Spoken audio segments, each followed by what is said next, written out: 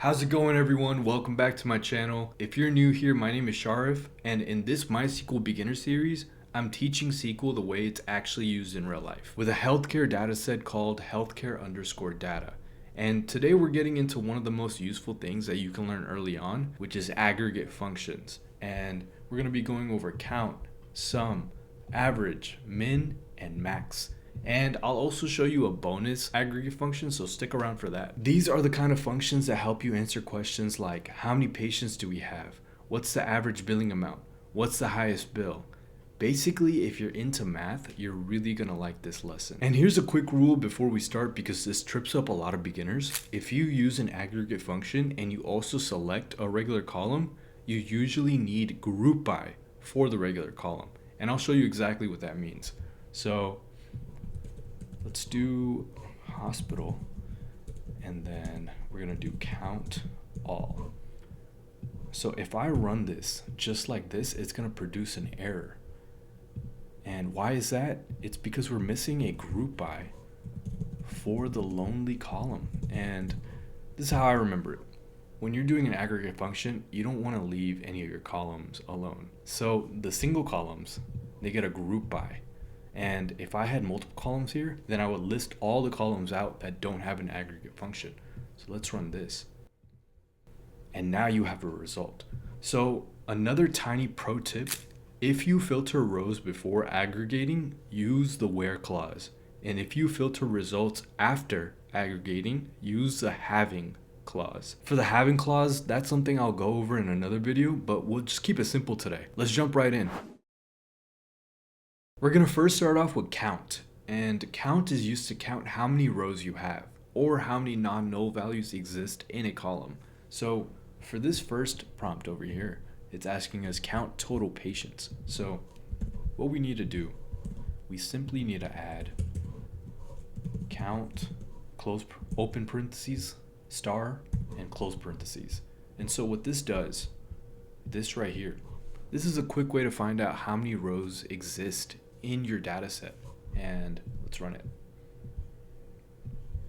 55,500. And so the reason why I didn't put patients in here is because it's already going to count how many rows are in our data set regardless of what column I choose. So if I did patients, which is classified by the name column, it's going to give you the same result.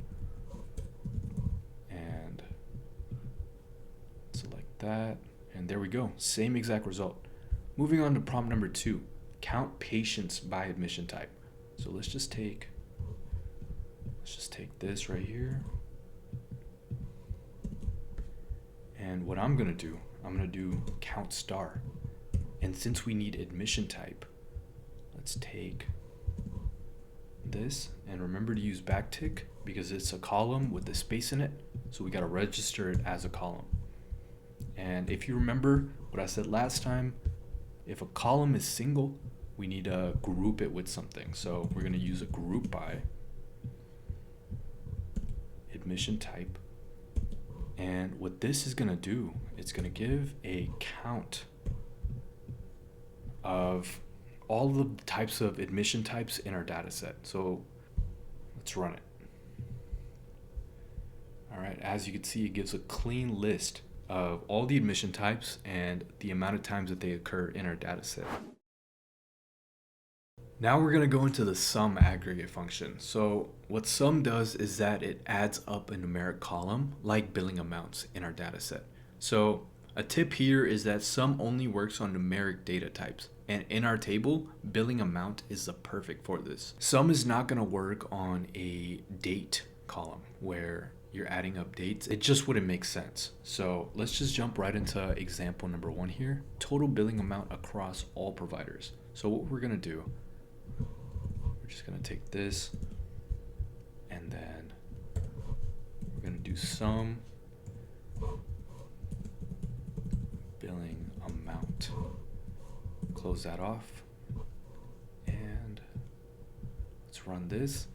And as expected, you're going to get a huge number. The billing amounts were so high in our data set, so this number right here makes sense. And this would be useful if you're just trying to find kind of the total numeric value of the entire column that you're working with.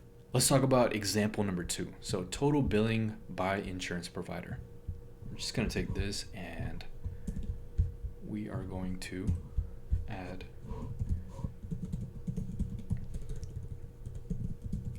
insurance provider. And let's remember that rule. We don't want to leave the single column alone ever. So we're just going to take this. And when I say ever, I mean just when we're using aggregate functions. Sometimes it's okay to be alone. But in this situation, we cannot leave any column alone. So we're just going to run this. Whoops, I forgot to add the comma. And run it. And there we go. That's showing us a nice sum of each of our insurance providers in the dataset. And here's a tip when you're using sum. Identify which columns in your dataset could actually benefit from using that sum function, because a column like age, if you're adding all of the ages up, what would that data even show, right? And so billing amount would make a lot more sense. The average gives you the mean of a numeric column. It ignores null values, which is usually what you want, and it's a widely used aggregate because it can be useful for more columns, especially in this dataset. For example, we can use average for this age column here, and it would especially be useful for billing amount, which is what we're going to do right now. So let's just take this, and we're simply just going to replace the sum with average. And now you're going to get a much better, easier number to say. There we go. And that would be really useful for data analysis. So let's just go into the second one here, average age by medical condition. So we're just going to take this and then go right here. And then we're going to type medical condition column. All right, comma. We're going to take this because we can't leave it alone. We have to add, remember, group by. Because when you're doing aggregate functions, no column is left alone. There we go. All right. And now it's giving an average of each medical condition. So that's a much better number to look at. And quick note, when you average something like age, it's great for patterns, but always do a sanity check. For example, if your average age is showing up as 400, you're either grouping wrong or, let's be honest, you probably have a bunch of vampires in your dataset. Let's go over min now. And min is short for minimum, as you guessed it. Min returns the smallest value in a column, and it works great for numbers, dates stored, and even text alphabetically. So let's just go with this first example here, lowest billing amount. So we're simply just going to take our favorite column again, billing amount, and we're going to put min right here, and we're going to run this. And there we go.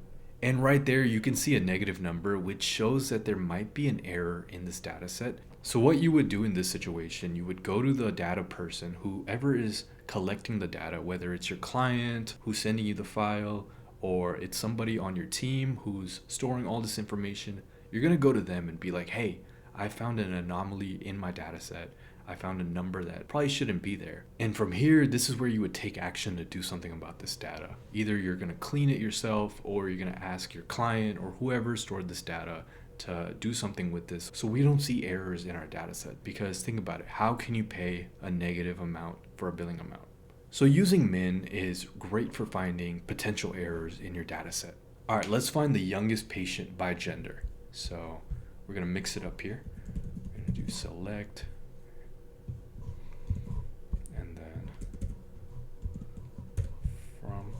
But now we need gender column, and we need minimum age,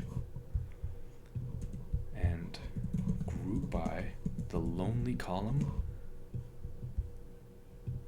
and that's our result, 13 and 13 for male and female.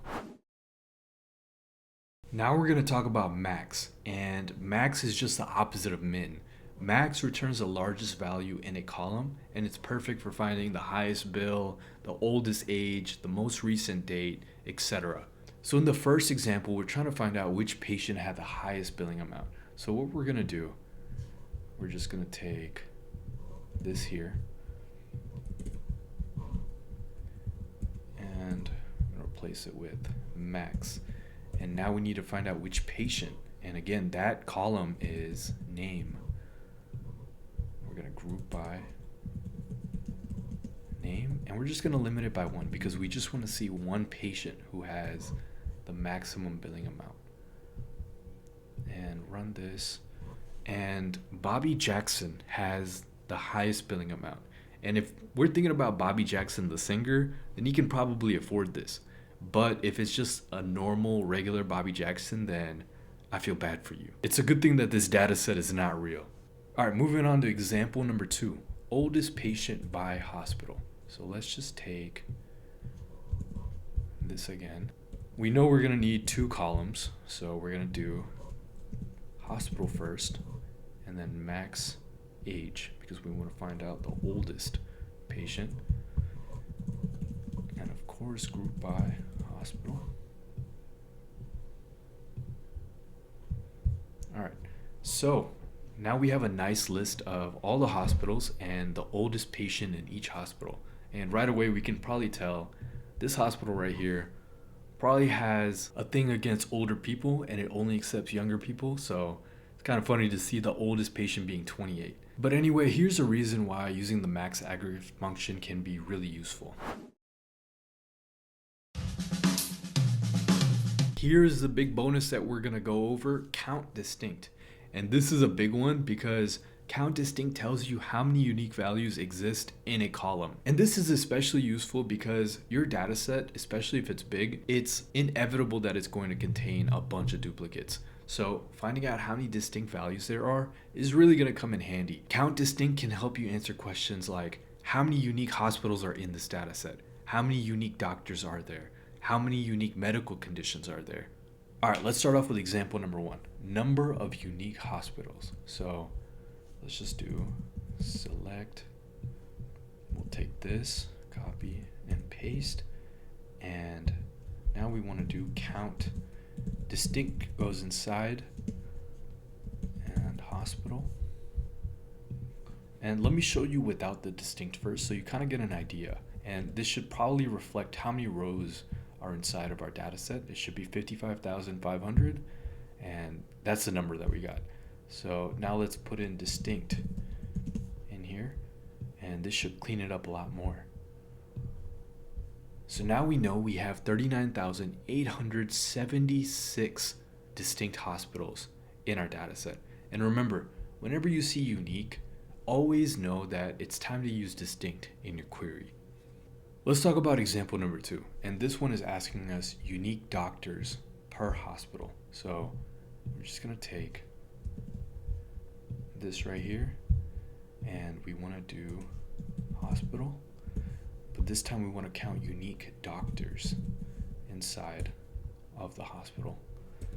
And we're gonna do group by because we don't wanna leave hospital alone. Let's run it. Oh, forgot the comma there. And there we go.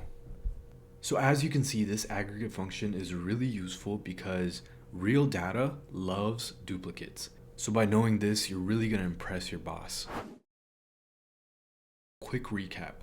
Remember these 5 things. Number 1, if you mix an aggregate function with a normal column, use group by on the normal column. Number 2, where clause filters rows before aggregation. Number 3, having filters groups after aggregation. Number 4, count star counts rows, count column counts non-null values. And number 5, sum and average are for numeric columns. If you remember just these 5 things with aggregation functions, you're already ahead of the curve. Alright everyone, that's it for this lesson. Thank you for watching and sticking with me. I genuinely appreciate it. If you're following this beginner SQL series, thank you so much, and let's just keep going. If this video helped you out, hit the like button, hit subscribe, and stay tuned because in the next video, we're going to be talking about aliases. Also, as always, I'll be putting all the queries from today on my GitHub page so you can copy them, practice them, tweak them, and do whatever you want. Your support seriously means the world to me, so if you know someone learning SQL right now, share this video with them. And again, my name is Sharif, this is Infomesser, and I'll see you in the next video.